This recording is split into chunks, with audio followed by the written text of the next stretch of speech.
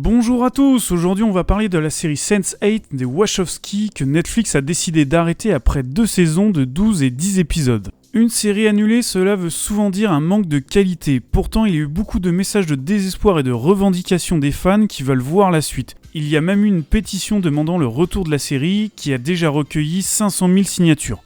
De son côté, le directeur de Netflix, Reed Hastings, a voulu calmer le jeu en disant que Sense8 ne plaisait qu'à un public de niche et n'était pas assez porteur pour Netflix qui vise les 100 millions d'abonnés.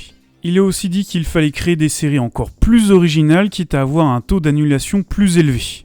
Bon, ça sent la tentative de noyer le poisson parce que clairement, est-ce que vous allez vous abonner à un service de VOD qui annule ses séries toutes les 4 matins en plein milieu de leur histoire ? De plus, Netflix a donc annulé Sense8, une série humaniste tournée aux 4 coins du monde qui prône l'égalité entre tous les humains, peu importe sa couleur, son orientation sexuelle ou ses croyances, mais aussi The Get Down, la série de Baz Luhrmann qui raconte la genèse du hip-hop à New York dans les années 70.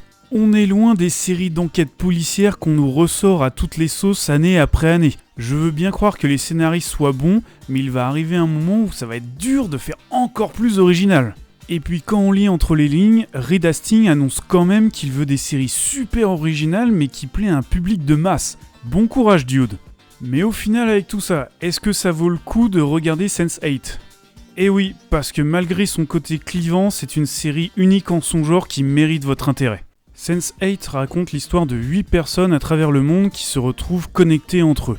Ils peuvent se voir, se parler et utiliser les compétences des uns et des autres pour se tirer de situations difficiles, comme le combat à main nue, l'habileté aux armes à feu, le piratage, etc. etc. Ils vont vite s'apercevoir qu'ils ne sont pas les seuls dans ce cas et vont découvrir l'existence d'une organisation qui pourchasse les gens comme eux. Alors, pour Into the Badlands, je vous avais dit que l'intérêt principal c'était les combats et que l'histoire des personnages était secondaire.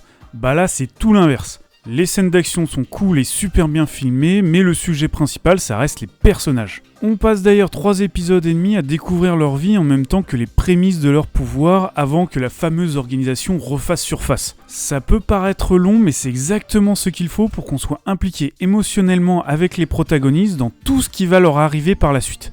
C'est l'une des raisons pour lesquelles les fans sont vraiment énervés de la décision de Netflix, parce que c'est le genre de série où si vous commencez à accrocher, vous serez à 100%.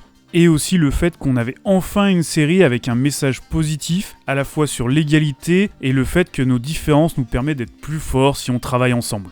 Globalement, pour vous faire un avis, je vous conseille de regarder Cloud Atlas, aussi réalisé par les Wachowski. Si vous aimez ce film, Sense8 vous plaira. Et enfin, petit détail très plaisant, il y a vraiment eu beaucoup de budget pour avoir des décors réels qui changent constamment, ce qui amène une vraie authenticité. Ce n'est pas comme certaines séries où l'on est censé être en Afrique alors qu'on reconnaît très bien la Californie, et les personnages ne se retrouvent pas toujours au même café à chaque épisode dès qu'ils ont besoin de parler.